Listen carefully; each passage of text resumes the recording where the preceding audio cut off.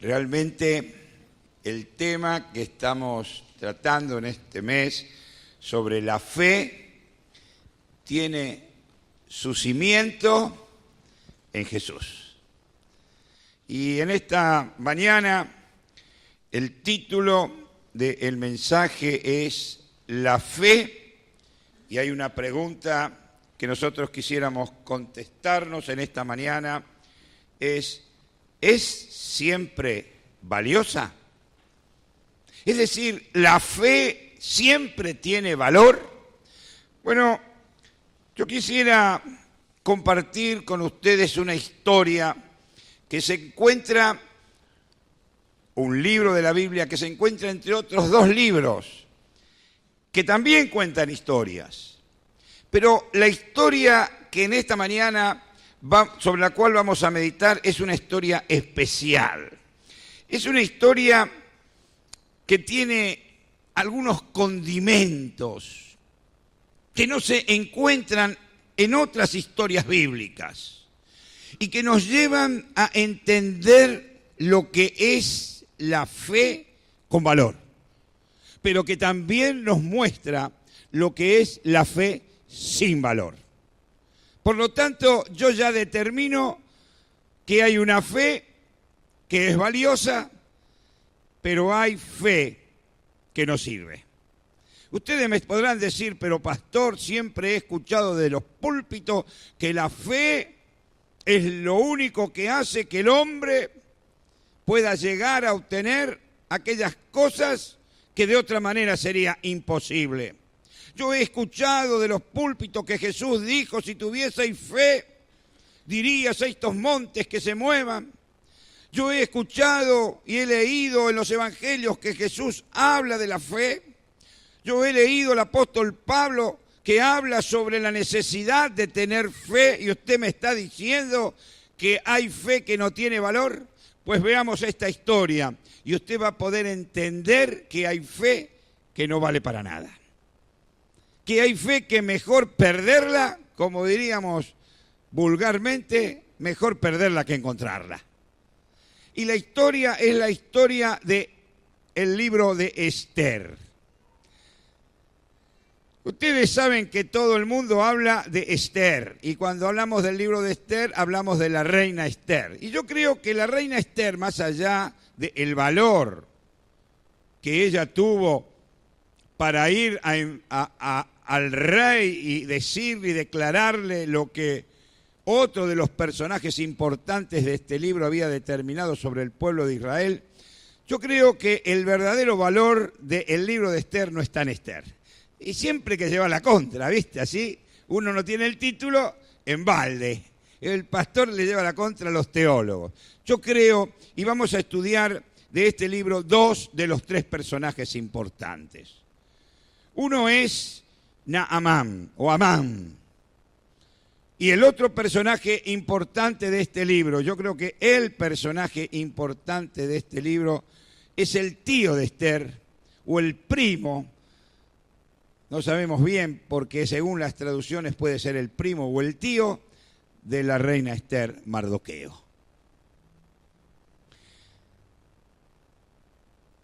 La otra cosa que quiero decir sobre este libro es que algunos o muchos, y estoy de acuerdo, ¿no es cierto?, hablan de que el mensaje central de este libro es la providencia de Dios, indiscutible.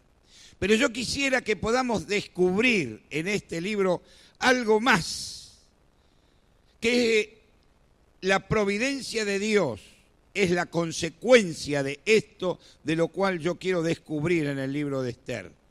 Y es las distintas maneras de vivir la fe. Creo que el libro gira alrededor de este tema de la fe. Y no tanto de lo que ya he sabido, la providencia de Dios. No sé si me han entendido, ya los descoloqué, porque uno siempre viene con un conocimiento y una enseñanza y dice, ¿qué está diciendo el pastor? Bueno, vamos a meditar, a ver si todo esto que dije tiene algo de verdad y realmente este libro nos habla de la fe valedera y de la fe sin valor. El primer personaje es Amán. Y yo subtitulé a Amán una fe sin valor.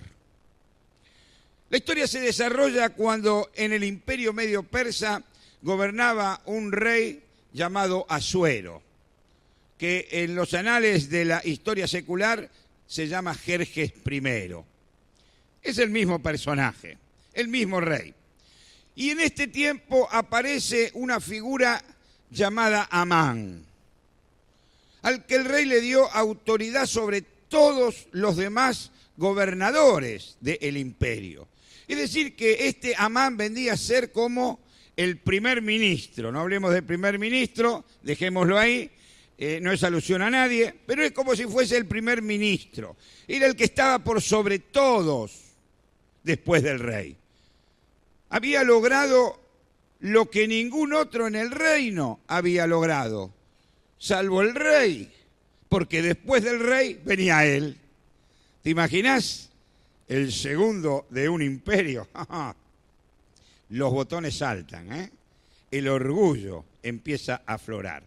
Y en Esther capítulo 3, versículo 1 leemos: y después de estas cosas, que ya venía relatando el libro de Esther, el rey Asuero, es decir, Jerjes I, engrandeció a Amán y puso su silla sobre todos los príncipes que estaban con él. Si uno sigue leyendo el relato bíblico, se dará cuenta que Amán era un hombre de gran fe. Amán era un hombre que tenía realmente fe. Porque el problema a veces no es en tener o no tener fe. El hombre tiene fe. Todo hombre tiene fe. Si usted encuentra y me trae un hombre que no tiene fe, la verdad que la teoría bíblica queda destruida. Todos tenemos fe. Aún los que están deprimidos tienen fe.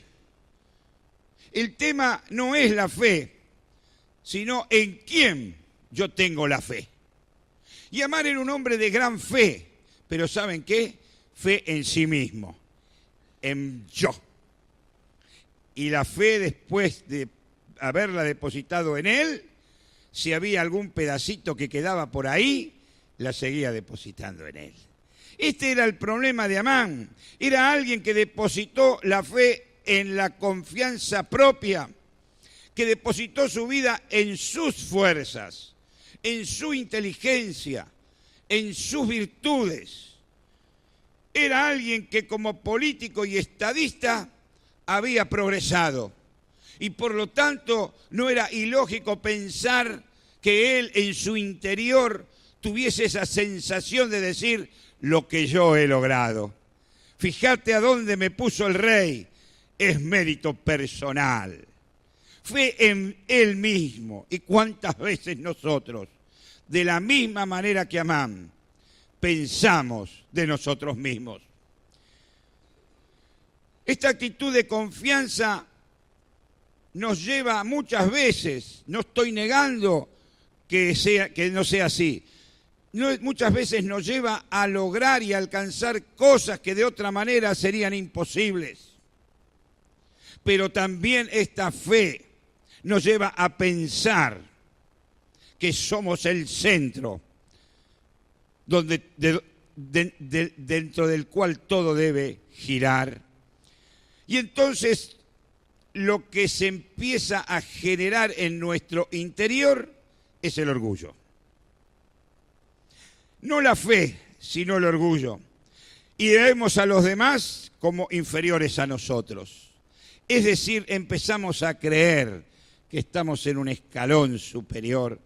Y viste, como decimos allá en Buenos Aires y acá también, te miran por sobre el hombro. Fíjate, yo estoy acá arriba y ustedes ahí abajo. Esto es por lo que soy yo. ¿Te das cuenta mi capacidad? Me ha puesto por encima de ustedes. Así pensamos cuando nuestra fe está depositada en nosotros mismos. Y Amán había depositado la fe que tenía en sus cualidades, en sus virtudes. Esther capítulo 3, versículo 2 dice: y todos los servidores del palacio asignados a la puerta del rey se arrodillaban ante Amán y le rendían homenaje porque así lo había ordenado el rey. Ahora ustedes me pueden decir, ¿y cómo es que usted está viendo la fe de Amán en sí mismo? Bueno, quien realmente es humilde, cuando ve que otros, por más que lo haya dicho el rey, se tiene que humillar, inclinar, reverenciar ante el paso de uno, aquel que es humilde se siente incómodo. Y entonces directamente le dice, levántate, no necesito que te arrodilles, por más que el decreto sea real. Humildes son los seres celestes que Dios creó y que siguen sirviéndole todavía. Y hay en la Biblia ejemplos de esto. Cuando Juan se arrodilló delante del ángel, el ángel que también era humilde y obediente a Dios le dijo, levántate que soy siervo como tú. Pero esto no pasó por la mente de Amán, sino que Amán gustó, Amán se gozó, Amán disfrutó de que los demás se inclinasen ante su paso. Como diciendo, aquí vengo yo y es bueno que todos ustedes se inclinen ante mí. Amán amaba porque el orgullo y la fe en sí mismo lo llevó a pensar de esta manera. Jesús, hablando de sus discípulos en Mateo 18:4, nos dice, por tanto, el que se haga pequeño como este niño, será grande en el reino de los cielos. ¿Qué diferencia la cultura, yo digo la contracultura de Jesús con la del mundo? Qué diferente el pensamiento de Dios con el pensamiento del hombre natural. Jesús nos está diciendo que los niños son los que tienen jerarquía. ¿Saben por qué? Porque ellos no piensan en rasgos de autoridad, sino que cuando uno es muy pequeñito, lo único que piensa no es en sus fuerzas, porque inconsciente o conscientemente saben que son necesitados. Y entonces cuando pasa algo siempre buscan el refugio de papá o de mamá. A veces aquí en el templo cuando los chiquitos uno lo agarra en brazos, le quiere dar un besito porque son tiernos, son lindos, enseguida empiezan a buscar dónde está papá, dónde está mamá, ¿no es cierto? ¿Por qué? Porque hay necesidad.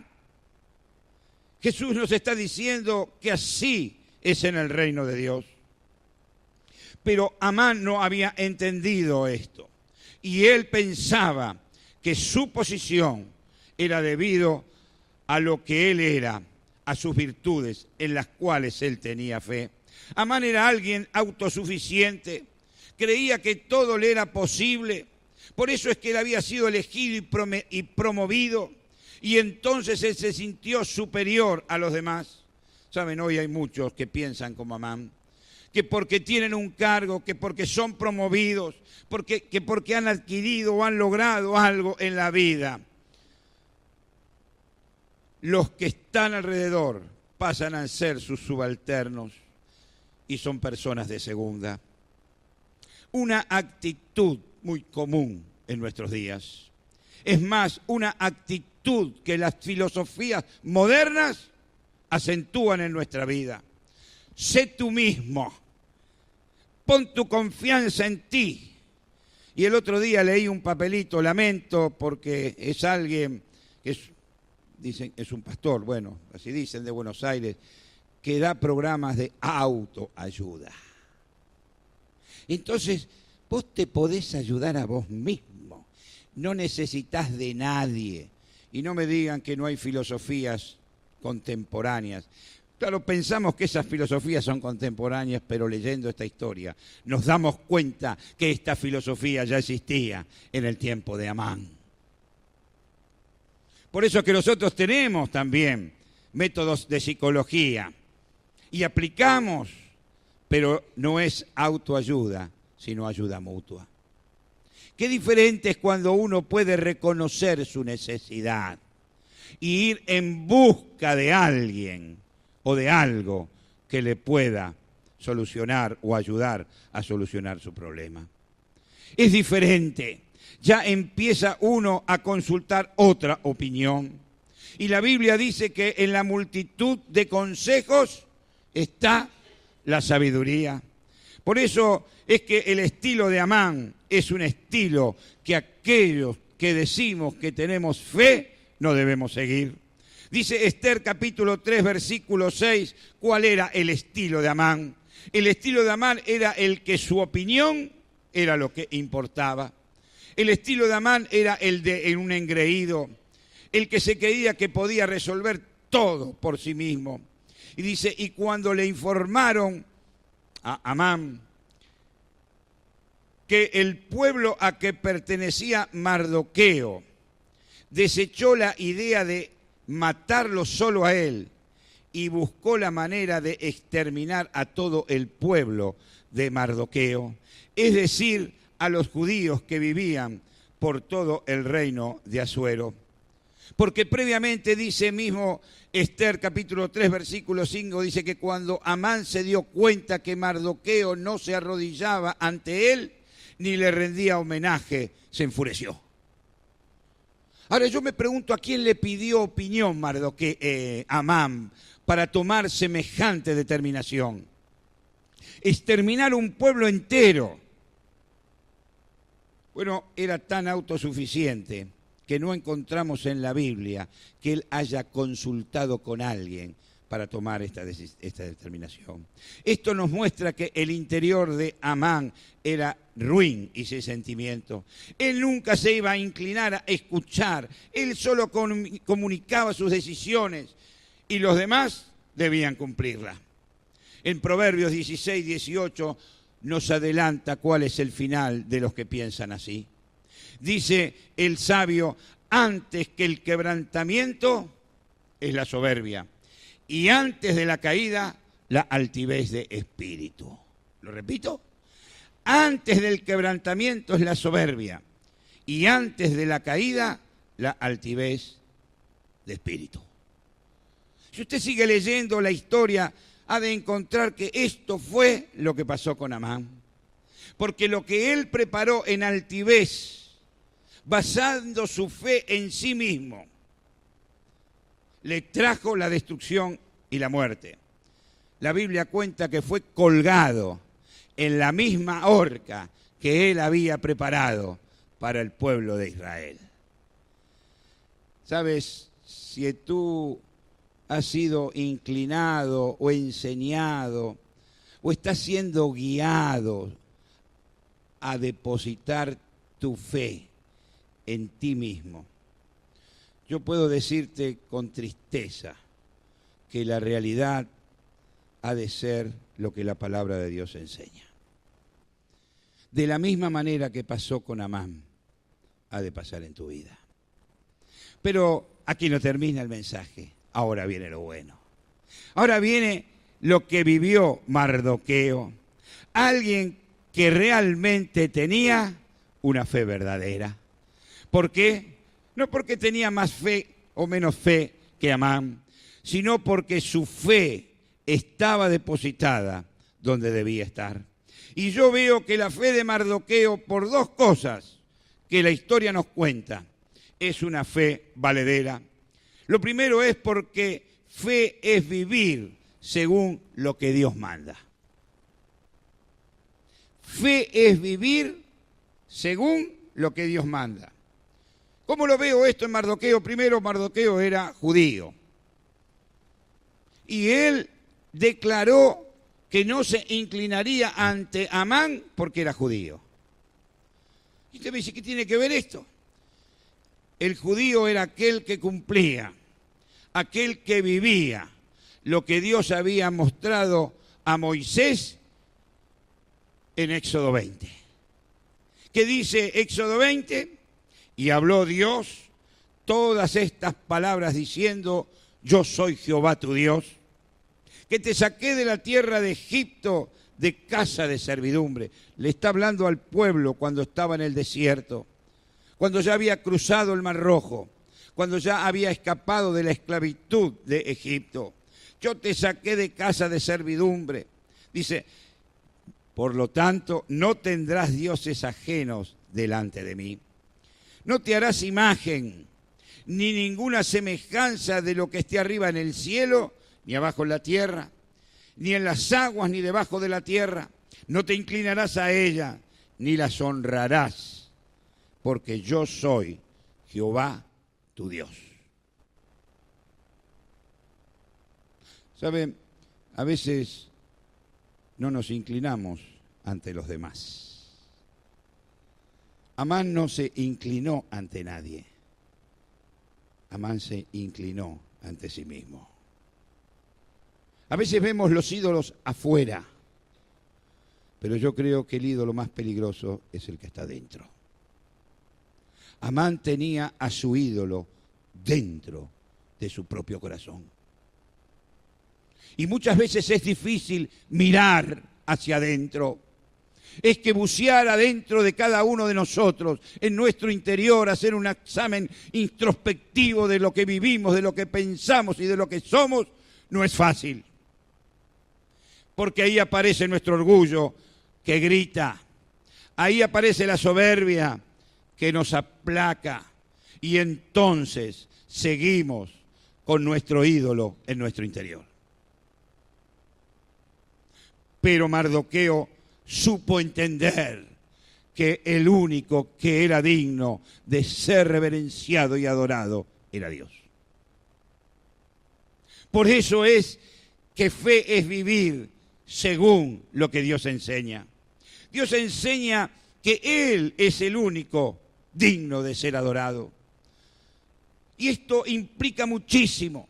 No es venir a cantar, ay, me gusta cantar, vamos a cantar, nos movemos, algunos hasta bailan, ¿vieron ahora? No es eso, no es la alegría del momento. La adoración es algo más profundo. Es el vivir cada día diciendo, Señor, ¿y ahora qué? Señor, ¿cuál es lo que tú me mandas para este día? Es poner el pie a la mañana antes de levantarnos de la cama en el suelo y decir, Señor, que este día lo pueda vivir humillado y reconociendo tu soberanía en mi vida. Para que tú entonces seas el eje, no el primero, el eje que es mucho más que el primero en mi vida. Así vivía Mardoqueo. Mardoqueo tenía esculpido en su corazón esta palabra. Él sabía que no debía venerar a otro ser humano, ni cosa semejante, ni imagen, que él había sido creado y había sido apartado para vivir adorando a Dios. Él cumplía con lo que Dios había enseñado. Tener fe en Dios es algo más que misticismo. Porque algunos también dicen, ay, yo creo en Dios, y empiezan a volar. Pero palpable, tangible, nunca hay nada. La fe no es mística. Santiago dice que la fe es algo palpable, que la fe son obras, que la fe es lo que mostramos en nuestro vivir. Y Santiago 2, 17, 18 dice, así también la fe por sí misma no tiene obras. Fe sin valor.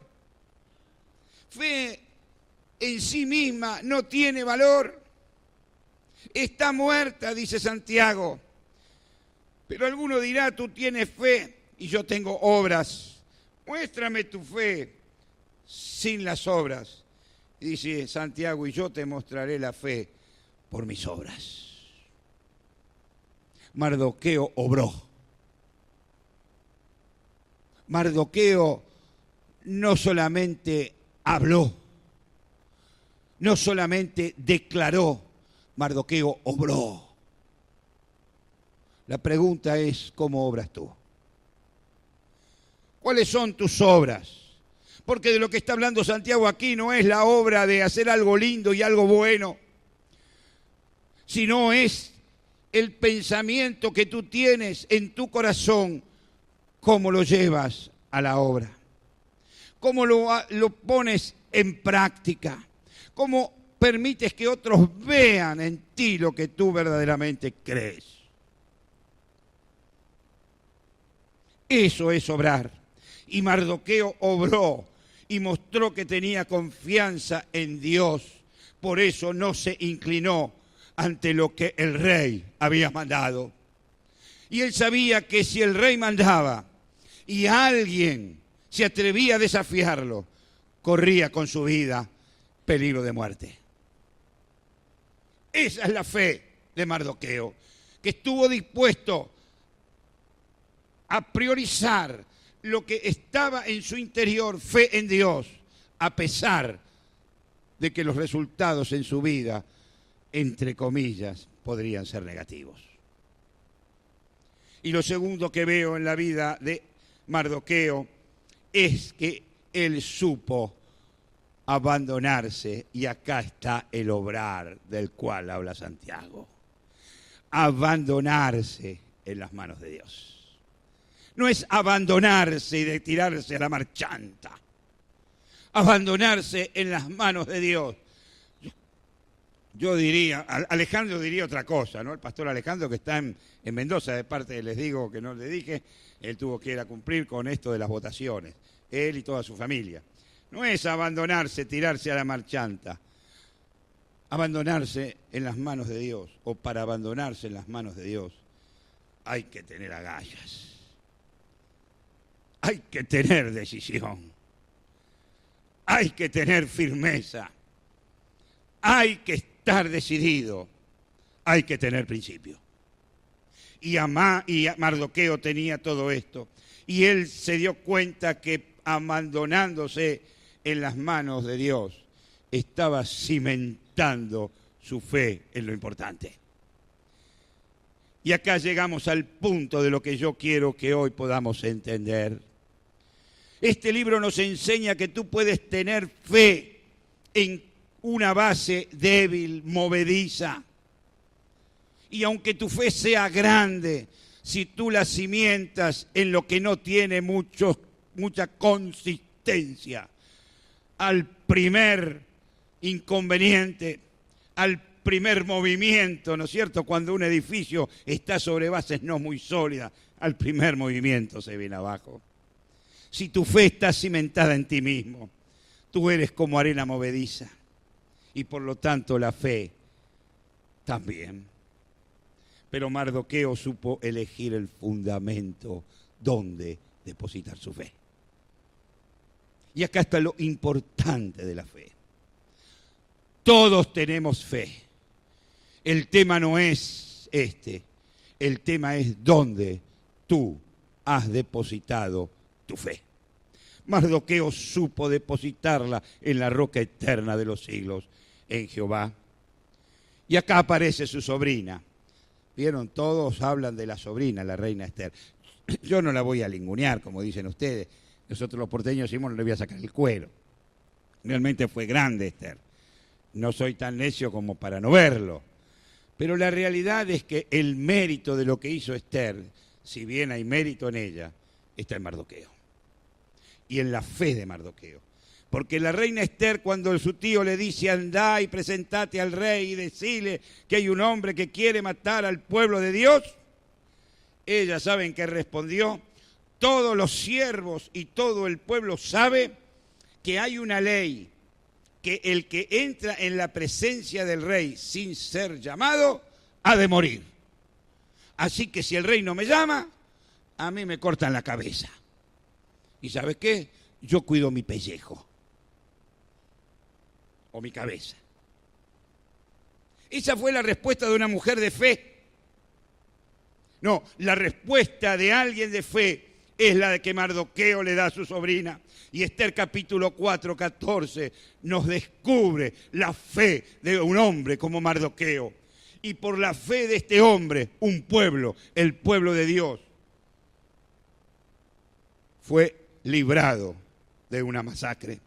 Dice, y Mardoqueo le mandó a decir a Esther, si tú callas, alguna otra parte vendrá, de algún otro lado vendrá el respiro y la liberación para el pueblo. No importa que tú no estés decidido, y yo quiero desafiarte esta mañana, no importa lo que tú hagas, Esto es cuestión tuya, personal, con Dios. Como lo fue Esther. No importa si tú decides callarte o tú decides salir para anunciar a un mundo que está con pena de muerte, porque el que no conoce a Cristo estaba como el pueblo de Israel, condenado a muerte. ¿Sabes? No importa, porque si tú callas, si tú decides cuidar tu reputación, si tú decides vivir en la comodidad, si tú decides tener fe para ti mismo, y ya no estoy hablando fe en ti mismo, si tú decides tener fe en Dios, pero para ti mismo, Mardoqueo hoy te está diciendo, si tú callas, el plan de Dios se ha de cumplir igual. Si estos callaran, dijo Jesús, las piedras hablarían. Si tú no estás dispuesto a dar testimonio, iglesia, Arroyito, ¿sabes? Mardoqueo dice, de alguna otra parte vendrá el respiro a aquellos que todavía están perdidos. Si tú callas la liberación de aquellos que todavía viven condenados, vendrá de algún lado.